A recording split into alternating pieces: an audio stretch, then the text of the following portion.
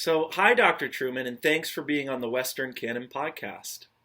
It's a pleasure to be here. Thanks for having me on, Jordan. Yeah, no problem. So, your book makes the case that our current obsession with identity today, especially our fixation on sexual identity, is is a triumph of the sexual revolution, but that this sexual revolution of the 20th century has much deeper roots. Can we start though for my listeners before we get into those roots with the sexual revolution itself? So what is or what was the sexual revolution? What were some of its triumphs? Right. That is, what are some of the consequences of the sexual revolution? Sure, the sexual revolution is a term used really to describe the wave of transformation of sexual practices, sexual morality, sexual mores that the West has seen since the 1960s. When we tend to think of the 1960s, we think of Woodstock, we think of 1968, those kind of things, and they are part and parcel, have connection to this dramatic transformation in how sexual morality and sexual practices are understood. One of the mistakes people often make when they think about that, though, is they tend to think of the sexual revolution as, to sort of put it in rather dry terms, an expansion of the canon of acceptable sexual practices. That what the sexual revolution is essentially allowing more and more sexual behaviors to be legitimated. What I think is the case is that the sexual revolution is far more radical than that. It isn't an expansion of the notion of sexual morality. It's actually an overturning of the very concept of sexual morality, such that we're now at a position in society where, by and large, we tend to think that sexual acts have no intrinsic moral value. They're just acts. What makes them moral is the context in which they occur, whether it involves consent or not is the sort of the central issue. So the sexual revolution, I think, is a major transformation in the way human beings think about sex that's taken place over the last 40, 50 years. And I want to set that within the context of saying that itself is really a function of the transformation of the way human beings think about themselves. What might some of the triumphs be? Well, sexual identity would be one of them. We now live in an era where we routinely use words like straight, gay, bi, lesbian, trans. When you think about those terms, they're very interesting because they are identity terms rooted in matters of sexual desire. That's a new position to hold, really. If you go back to ancient Greece, there's lots of homosexuality going on. If you read the Bible, sex happens in the Bible. But what you don't typically have is sex being used as a form of identity. It's something you do, not something you are. So the big triumph of the sexual revolution, I think, is transforming human identity so that our sexual desires are absolutely foundational to who and what we think we are. Yeah, and you definitely see that today if you go on Twitter, which I wouldn't advise anyone do. It's just a total cesspool. But if you go on Twitter, you see that oftentimes, for folks that are left of center, oftentimes those sexual identity markers are in their Twitter bio or their profile. People are now putting their pronouns and various identity markers down in the signature of their email. So I'm certainly beginning to notice that. And although maybe your critics would maybe say, let me try to think about what your critics here would say. They would say that being straight, probably, just to play devil's advocate, being straight is just something that we take for granted. It's the kind of what do they call it, heteronormative, and they would probably say that the reason all of this is happening is because there was some suppression or repression going on for a really long time. What would you say to those critics? Well, it's hard to argue with that sort of criticism on one level because it's kind of like a grand conspiracy theory, and that any evidence I might care to cite that isn't the case will simply be thrown back at me as further evidence of how deep the heteronormative conspiracy was. So there's a sense in which one can't argue against that. All I can do, I think, is point to text, point to pretty much every society that's ever existed prior to the present age, and say, well, look, this is a common factor throughout human history. Maybe there was this grand heterosexual conspiracy to normalize this, or maybe it's actually speaking to something about human nature. And then I might also point to the complementarity, for example, of the male and the female body. I might point to the fact that it's impossible for two men to conceive a child, at least at this point in our technological development, impossible for two men to conceive a child together, which would seem to me to point to some kind of realist ontology that lies behind this heteronormativity. But to somebody who's committed to the sort of the postmodern discourse, which is really what you're pointing to there, somebody committed to queer theory, either in an advanced and elaborate form or a basic intuitive form they may have picked up from Twitter, it would be very hard to argue against that position because it denies the existence and the legitimacy of any evidence to the contrary. Yeah, I mean, and I think we're really feeling it today. I know, even as a high school teacher, I can remember this was last year. I decided to do a lesson on the difference between facts and inferences, and I decided to put up an advertisement, and it was a cologne advertisement. So this was an example of reading an advertisement that's got words in it, it's got a picture, and learning to collect facts and what are some inferences and knowing the difference between those two things. So I pick an Ewan McGregor, the actor Ewan McGregor, an advertisement, and he's sitting there rugged, manly, hiking in the mountains, and there's a bottle of cologne that's kind of the focal point. And I say, okay, what are some facts? What are some inferences? And I'll never forget this because it was the moment I realized that there was something deeply disturbing going on. One of my students, I said, okay, so what are some facts? One student raises his hand and says, there's a man sitting down on a rock. And this other girl raises her hand and she says, you can't know that as a fact. And I said, what do you mean? And she said, well, it would be, we don't want to misgender him. That is, we don't know if that's a man. We would have to ask him what his identity is. And I said, because I'm a teacher, I have to tread more carefully than many other people do. I said, well, we actually do happen to know that Ewan Gregor is a man because we know Ewan Gregor. He has a career. He identifies himself as a man. And I realized, what's that Jordan Peterson line? Don't say anything that makes you feel weak. I was starting to feel really weak up there, and I just decided to cut the conversation off. Why is this happening? How do we explain this shift in our culture? You kind of start your book out with this question of how is it that we've come to inhabit a culture in which statements like "I am a woman trapped in a man's body" have come to be sort of have a kind of mainstream acceptability? How do you explain where we're at? How do we get here? Yeah, it's a long and complicated story, and bigger than the one I tell, of course. I don't tell the technological side of this story because technology plays a key role in this. But I would say two things have to become the two things really have to happen and have to become part of the intuitions that we all have. Not that we've thought this through philosophically, but they just become part of the air that we breathe. One of them is that the idea that my inner feelings have to have a fundamental and powerful authority over what, old-fashioned people would have described as external reality. That has to come about. We have to place great authority in our feelings and our desires. Secondly, we have to have come to a point where we intuitively find the idea of human nature as implausible. Now, I'm going to be careful what I mean by human nature here. I don't mean that we find it implausible that human beings share a common biological or genetic makeup, so that I can reproduce with another human being. I can't reproduce with a dog or a cat or a monkey. We're aware, everybody, I think, I hope, basically understands that there's a genetic, biological phenomena that we call humanity. What I mean is the idea that biological phenomenon has any stable moral structure connected to it.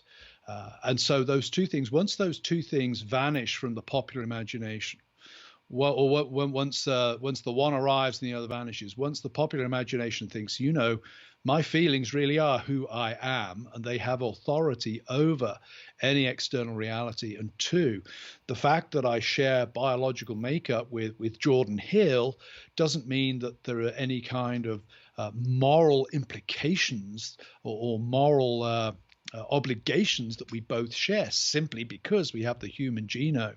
Once those two things become part of the cultural intuitions we have, it becomes very, very difficult to argue, A, that, for example, bodies are important or more important than desires, and B, that moral codes imposed by other people are anything other than an attempt to oppress us or stop us being who we truly are. Now, in practice, there are limits. Even today, thankfully, society knows that the serial killer, the one whose inner feelings mean that he or she wants to kill other people, we don't allow that as an acceptable identity, thankfully. But by and large, if your identity is not seen as directly harming somebody else, it's now seen as legitimate and something that society must conform itself to. Now, so sexual revolutions don't spring up out of nowhere. They have antecedents.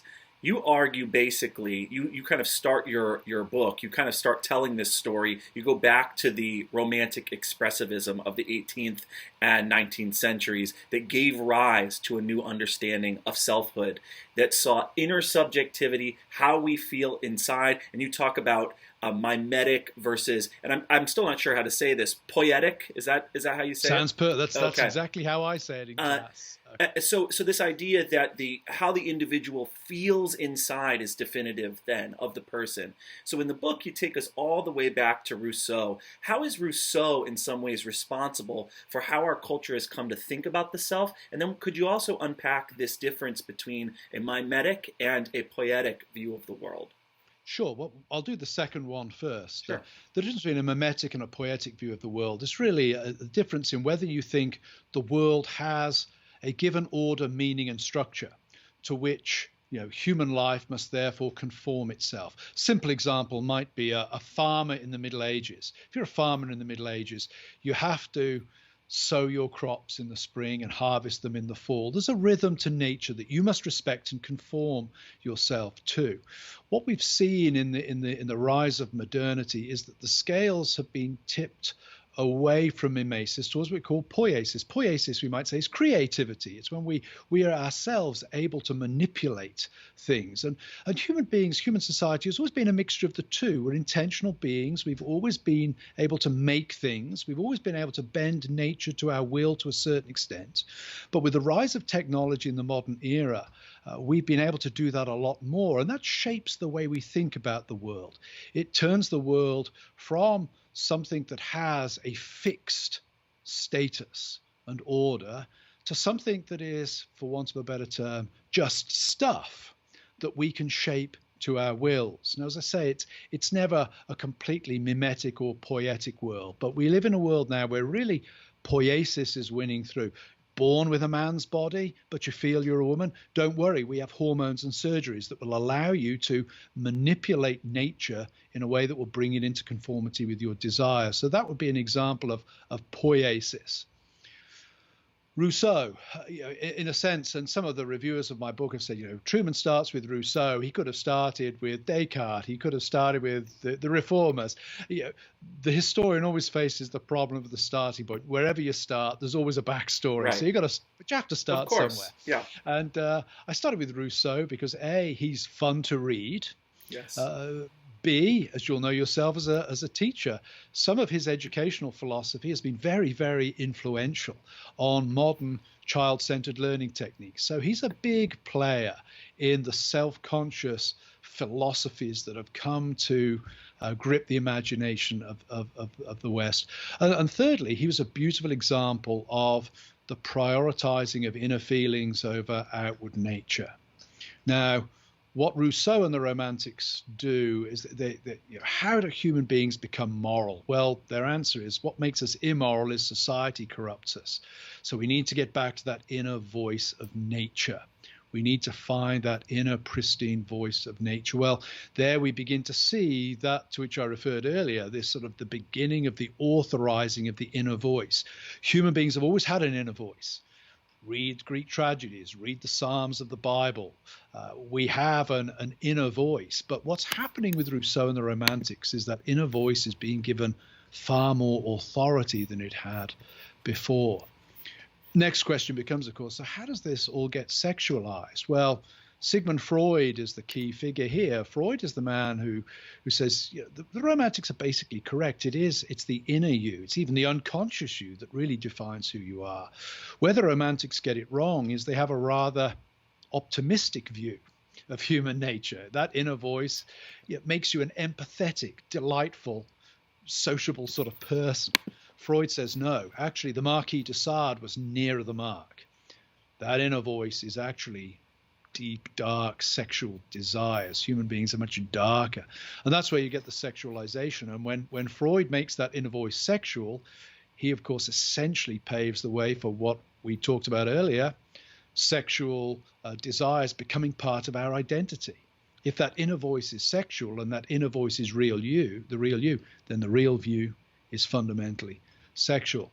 And then the final step is, well, once you identify the real you as a being of sexual desire, then any moral code that limits, corrals, directs that sexual desire is political at its core, because it's about who you are. It's about curbing your personal freedom. So then we get the political dimension of sex coming into the story as well. So then what alternative vision can we offer? Because this poetic view is so baked into our culture. If you ask any teenager, right, if you ask any college student, any young person, who are you? They're going to identify with that sort of inner subjectivity that they think of themselves as bags of flesh just walking around in a world of stuff with this consciousness inside, right? This qualia. Who are we then? Like, what would you glom onto that? What would you tell students that say, but isn't that who we are? Am I not just who I feel like I am inside? What else could I possibly be? Yeah. Well, first of all, I would certainly want to respond and say that's not entirely wrong. We do have an inner space, and how we feel inside is a big part of us, and sexual desire is a big part of who we are. So I certainly wouldn't want people reading the book, as I think you pointed out in your review. It's not a kind of story of decline and fall. It's a story of change. Things have different priorities at different points in time. And I would want to affirm to my students, feelings are important. If you look out of the window and you see an old lady being mugged by a gang of young men, and you have to Google what to do in that situation, we have a word for you. You're a sociopath, and that's a bad thing. Yeah. So feelings are very important. What I would say is, think about the idea of making my feelings the absolute. That really rests upon a notion of the human self as standing in an adversarial position to every other human self out there. And Rousseau captures this when he says in his famous statement, man is born free, yet everywhere is in chains. Yeah. Tends to be how we think about ourselves. But in class, I get the students to think about that, and I say, just because a statement is arrant nonsense doesn't mean people won't believe it and build their lives around it. And that's a good example. Man is born actually very, very dependent upon other people, his parents, her parents. Of all creatures on the face of the earth, we're remarkably dependent upon our parents for an awful long period of time. And so what I would try to do with students when I'm teaching this stuff is to say, you want to think about yourself as a radical individual. But first of all, that's not enough, because you want the other people in the class to recognize you. You dress in a certain way because you want your colleagues to look at you and say, he's cool, she's part of the gang, she fits in with my crowd. So notice that you are dependent upon others. And then start thinking about the implications of that for your inner desires. It actually means that human beings are, I would say, designed, but others might say happen to be by evolution or course of nature, social beings. We exist to be in relation to other people. And I use examples to the students. I'll say, some of the greatest moments in my life are sitting on my deck in the summer, watching the sun go down, sharing a glass of wine with friends. Nothing gives me a greater happiness than the delightful company of other people at certain moments in time. So I try to get the students not to think about, no, my desires don't count. No, your desires do count. But think about the implications of those relative to how they then require you to be situated in a community. Then, of course, the next stage of the argument is, so all communities are equal, but some are more equal than others. Which communities work? Well, they're the strong communities where people love and care for each other. Why has the LGBTQ movement been so successful? It's not just been a matter of well-funded political lobbying.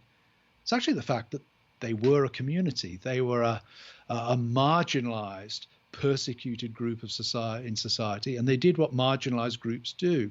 They did what the Jews in Europe did in the Middle Ages. They become very tight-knit and they look after their own, and they become very powerful because community resonates with that deep desire we all have, not just to be free, but to belong. So I try to get my students to think in those terms. We can't just knock this stuff down just with a logical argument. I think getting students to think about the way life is actually lived and the way they think about their feelings very quickly carries them out to community connections, and that raises interesting questions for them. You describe in your book the rise of a new type of person, and this is something that Philip Reif, I think that's how you pronounce his last name, and others write about, the rise of the therapeutic man. What is the therapeutic man, and where does he come from? And then as a second question, then, how does this then lead into what we've been talking about, and also this concept lead into the politics of recognition? Yeah, very good question. The therapeutic man for Reif is really, he articulates this in the 1960s, but it's more true now than it was in the 1960s. He was he had a lot of foresight as a thinker. The therapeutic man is the man who identifies happiness as an inner sense of psychological well-being. And that's all of us today. When you think about that, what does that mean? It means that those things in society that cause us to be psychologically disturbed, they must be changed. They must be changed. Previous generations didn't think in those terms. The medieval peasant, where did the medieval peasant find his satisfaction? Well, in learning his place in society and behaving accordingly. Where do we find our satisfaction? It's in avoiding anything that interferes with that inner psychological space. And it flows from the Romantics and Rousseau, that original authorizing of the inner space. If you think about Rousseau's philosophy, if Rousseau's idea is it's society that messes you up, the pristine you before society got hold of you was perfectly happy, was perfectly well balanced. That becomes the logic of politics today. If there's something in society that causes me to feel unhappy, if there is a law about marriage that makes me feel like a second-class citizen, then that law must be changed, because everybody should have the right to feel psychologically happy. It shapes why words are now so powerful. Thomas Jefferson's famous statement about freedom of religion says, what does it matter if my neighbor believes in one God or 20 gods or no God? Neither picks my pocket nor breaks my leg. Thomas Jefferson is not a therapeutic man at that point. He's thinking of happiness in terms of property and physical well-being, the sort of the founding principles, if you like, of the modern liberalism that lies at the heart of the American project. Today, we would say, well, actually, it may not pick my pocket or break my leg if my neighbor holds an opinion that calls my identity into question, but it certainly hurts me and oppresses me. It disturbs my inner sense of psychological well-being, and therefore we need legislation on that. We need the government to deal with that. So this psychological space that now has such authority has profound political implications in the way that society will be organizing itself in the future. And we're seeing that already with speech codes, big tech censorship, these kind of things. These are all functions of the therapeutic society. But what if there seems to be a logical contradiction there? If you actually start to dig down and think about that, is that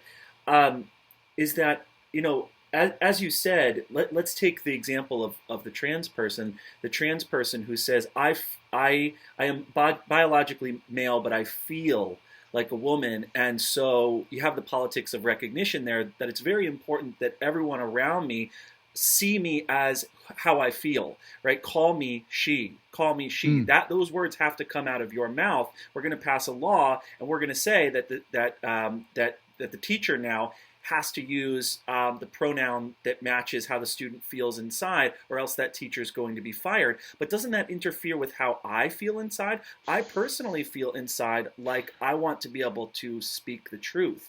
I personally feel inside that I don't want to say non-binary made-up pronouns that were invented in the back room of some gender studies department. What if I don't want to say that? So I feel inside like, why can't I be recognized too? Isn't there a contradiction there? Oh, absolutely. And the paradox of this sort of radical individual libertarianism is that it ultimately calls forth a sort of governmental authoritarianism, because not all identities are going to be accepted. We already mentioned the serial killer, the serial rapist. Hopefully, they will never be recognized as legitimate identities. Somebody has to decide which of this mass of, sometimes, as you put it, colliding and antithetical identities, somebody's got to decide which ones get privileged and which ones don't. And that will tend to be the government, and it will tend to be a function of whoever shouts loudest or whoever has the best lobby group. Camille Paglia in the early 1990s wrote a brilliant essay, The Joy of Presbyterian Sex. I wish I'd written an essay with that title. It's a critique of the PCUSA, the mainline Presbyterian Church USA's report on human sexuality. And she makes a comment in that the report is very good on sort of wanting to bring what she describes as nice, polite, hand-holding gays into the tent, but doesn't have a lot of time for foot fetishists. And she says, there are other people on the margins. I think she says foot fetishists, Elvis impersonators, Ku Klux Klan freaks. She says, they're marginalized too. Yeah. How come they're not being mainstreamed? And then she has this very sort of laconic statement. She says, no lobby groups, I guess. and that's an overstatement. But I think it captures something of what's going on, in that the identities that are being authorized at the moment are those which go best with the cultural flow and have the most articulate and powerful media representation and lobby groups. So yes, you may feel that you want to identify as a heteronormative person and speak in accordance with that. Unfortunately, heteronormativity doesn't have much of a lobby group these days. So you're going to be, as we would say in England, using a cricketing metaphor, you're going to be batting off the back foot on this one, I'm afraid. In the book, you make a similar point to the one made by Yuval Levin in his excellent book, which is that increasingly, then going off of what we've been talking about, we've begun to see institutions not as structures that shape us or form us or limit us or define us. We've begun to see them as platforms to express ourselves, to act out our inner feelings, platforms for our performance. Can you explain sort of the connection there between what we've been talking about and this idea of our institutions changing in this way? Yeah, again, it goes back in some ways to Rousseau, though you could trace the genealogy from a number, from Nietzsche or from Marx. But as we've been talking about Rousseau, let's focus on Rousseau. If again Rousseau is correct that man is born free and everywhere is in chains, what is it that places him in chains? It's civilization, it's culture. What is one of the hallmark distinctives of culture? It's culture's institutions. It's schools, it's universities, it's government agencies, it's the Boy Scouts, it's all of the various organizations we have that enable us to engage with each other in the sort of the public square in a common forum. Well, if you hold to Rousseau's view, then you immediately have to be suspicious about those institutions, because there's always going to be this danger that they won't actually enable you to express your freedom, to express that inner voice. They're actually in the game of repressing or corrupting that inner voice. So as the idea comes to grip the popular imagination that, man, it's the inner voice that's the important thing, and external reality is oppressive, immediately one has to start a wholesale, Nietzsche says, transvaluation of all values. Let's say a transvaluation of all institutions. You have to start thinking, what are institutions for? When I went to school, I went to a very traditional, it was an English grammar school, state-run, but very traditional boys' school. I went to that school to be knocked into shape. There was an image of the English man that my school wanted to cultivate. So I arrived as a piece of raw material. 7 years later, I leave, having been sort of drilled into this image of Englishness. Today, one might go to a school and find, well, actually, the purpose of the school is to help you understand yourself. It's to help you be yourself. It's not to make you conform to a pattern. It's to give you an opportunity to express yourself. And this is intensified, of course, by social media. Twitter, Instagram, Facebook. What are these? These are fora for public performance. My one regret about the book, and I'm hoping to remedy this in a sort of shorter little book on similar topics I'm doing, is I should have given Oscar Wilde more space. That would have been great. A, he's a great character. Yeah. But B, he's the sort of harbinger of the modern world. I mean, A, he would have been brilliant on Twitter. Nietzsche and Wilde, probably the two of the only men in history should ever have been allowed a Twitter account. But he also saw the whole of life as a public performance. Now, he was a transgressive outlier in the Victorian era. I would say we're all Oscar Wilde now. We all aspire to construct our lives in public as a kind of performance. Yeah, absolutely. And of course, you have been shaped into a model of Englishness with your cricket references and all of this. I can still tell those influences. But then how, here, just two more questions for you. I'm wondering then how we can ever build an institution that does that for everyone, right? That allows everyone to, so how can an institution be a platform for everyone's distinct and idiosyncratic selves? It's reminding me of, your book's very prophetic in a lot of ways, or at least maybe it's descriptive of what's going on, is that one of the popular educational fads that's going on right now is called universal design. And it's this educational theory where you're supposed to literally differentiate your instruction for each and every single student in the classroom. And the standards are supposed to be shifting based on where each student is at. And what they're doing now is they're getting rid of, in education, even at advanced schools like mine, they're getting rid of tracked education, and they're starting to put the struggling students in with the honor students, and they're having the honor students help teach the struggling students. And you're supposed to see not a classroom like a crowd. You're supposed to see a classroom full of individuals that are atomized and separate, and that have their own, and you're supposed to create standards for them, and success is supposed to look different for each and every student. So gone are the days of an unshifting iron standard that you have to work your way up to. Now we're in this, what the audio equalizer sort of thing, and I'm supposed to. How can any institution survive like this for long? I don't think they can. I think one could call it a tragic reality, but ultimately, people are not all equal. One of my closest friends is in a wheelchair with the best will in the world. I'm always going to be able to, even aged 80, I'm going to be able to run faster than he is.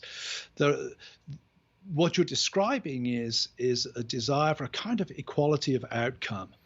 A sort of utopianism, and utopianism ultimately it doesn't work. They're calling it equity. Equity. They're calling it equity now. I mean, we want people to be given as fair a shake as they can be in life, but equality of opportunity is not the same as equality of outcome. And any system that is gerrymandered to try to achieve equality of outcome is doomed. And I have to say, if perish the thought I ever need brain surgery, I want the best brain surgeon. I don't want some surgeon who's hopeless, but because he had this, individually packaged assessment. He's let loose in an operating theatre. And when you think of it in those terms, we realize it's nonsense. We realize that actually we're playing with fire here. So I think a system like that will collapse under its own weight at some point. You can only buck nature for so long. You can do a tremendous amount of damage fighting nature, but you ultimately cannot defeat nature. And I think the inequalities of nature, I have some skills. I can't hang wallpaper for the life of me. I have no skill that way. I have some skills and I lack others. And I think we need systems that understand human uniqueness, not in the way you're describing it in terms of everybody's unique, so we have to gerrymander the system so that everybody ends up at the same place, but a system that acknowledges that uniqueness and allows individuals to develop their own talents and skills in a way that gives them the best shot at using those skills for the best for their families and for society as a whole. So I think saving my best question for last, because when I actually finished your book, I found that if there was many of these questions are to introduce you to my listeners, but I had two concepts that when I was finished reading your book, I actually felt like I wanted you to tell me more about these concepts and more fully clarify them for me, because I think it's really interesting. And the first one, I would like you to tell me a little bit more about plastic people. And then the second one is this concept of liquid modernity, which even for me feels a little bit slippery. Maybe it's liquid modernity. Rod Dreher talks about this a lot, and he writes about you when he talks about it. So can you tell me what are plastic people, and then what is liquid modernity? I use the term plastic people really to talk about the idea that essentially we go back to what I talked about earlier, that human nature doesn't carry with it any commanding moral structure that we all share and that we're all obliged to in some way.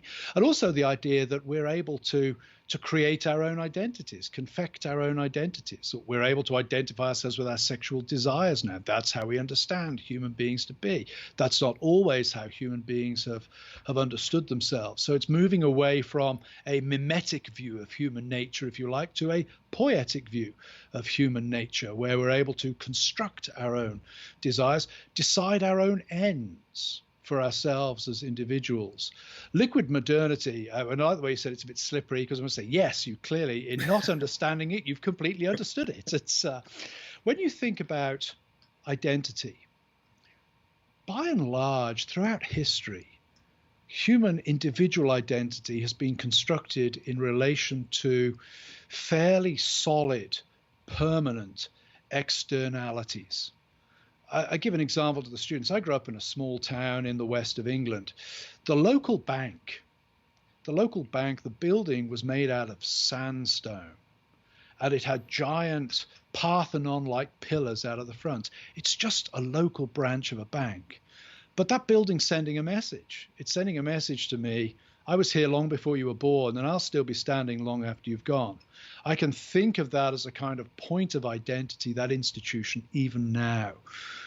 We live in a world now where the typically static or institutions with longevity that exist, businesses, churches, families, even nations, these things that had a solidity that you could locate yourself relative to, these things are almost in a constant state of flux. My local bank, when I was living in Philadelphia, the local branch of the bank was built, it looked as if it was built out of cardboard to me. It was one of those sort of temporary buildings. And I would say to the students, the message that's sending, we arrived last Tuesday and we might be gone a week on Wednesday. There's no solidity there. So liquid modernity, when I use the term, is really referring to the fact that so many of the external markers that one might typically have used to ground one's identity are now things that are so ephemeral or so unstable that we cannot do that anymore. And one might say, in some ways, trans ideology is, in some ways, the latest and perhaps most extreme example of that. That you grew up as David, but then you transition to being Davina at some point. And you can't even say David anymore because that is supposed to harm them in some way. You can't even mention that once upon a time you were. And think about what's done there. The body has been dissolved as a point of identity. And think about how that affects other people. Dad was once father of a son. For 27 years, he was father of a son. Now he's the father of a daughter, a completely different person.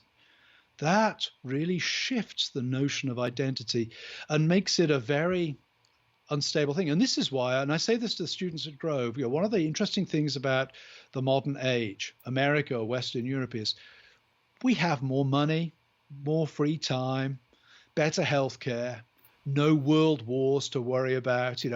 We have we have problems, but we have a comparatively prosperous world that we now live in, and yet anxiety levels are at historic highs. Why is that? And I think it's a large part because the things that human beings usually cling to give them their sense of identity, it's like grasping at sand or grasping at running water now. We're free falling with little to hold us steady. And it's why groups like the LGBTQ or even churches often do so well in this kind of environment, because there they do provide small, tight-knit, stable communities that allow people in some way to know who they are in relation to the rest of the world. And yet at the same time, you're starting to see churches become liquid in many ways. Is if you drive around here in Massachusetts, the churches have whatever political slogan is popular at the moment on the outside with various different the rainbow flag, BLM flag, all of this stuff, and their doctrines are constantly shifting too. And so I with any good book, I think a lot of times what a really good book does is it tells you things that you already knew, but you'd never been able to put into words. When you were just explaining that to me, I was thinking about growing up and realizing liquid modernity, even when I was like 12 years old, watching baseball teams. It used to be, and my dad told me this, it used to be that baseball teams had the same players on that team, and they would play for 20 years and then they would retire. And they had a solidity. It wasn't this ship of Theseus sort of thing where it's a completely different team from year to year. What is it about the team that there is to cling on to such that you can say you're a Red Sox fan? And I started to realize that, and I said, I'm not that interested in baseball anymore because of this. And why do I need that? Why do I need it to be all the same players? Why? And of course I was 12 years old, so I didn't know the answer to that, but yeah.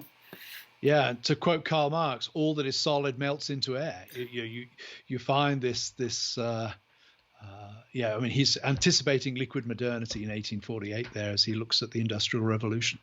Beautiful. Thank you so much for joining my podcast, for joining the Western Canon podcast. This is The Rise and Triumph of the Modern Self by Dr. Carl R. Trueman. It's a beautiful book. It's brimming with big ideas, and it really taught me a lot. Thank you for being here with me. Thanks for having me on. I look forward to reading more of your stuff in Quillette and the American Conservative. Thank you very much. You as well. Thanks for plugging the book. See you, Jordan. Bye.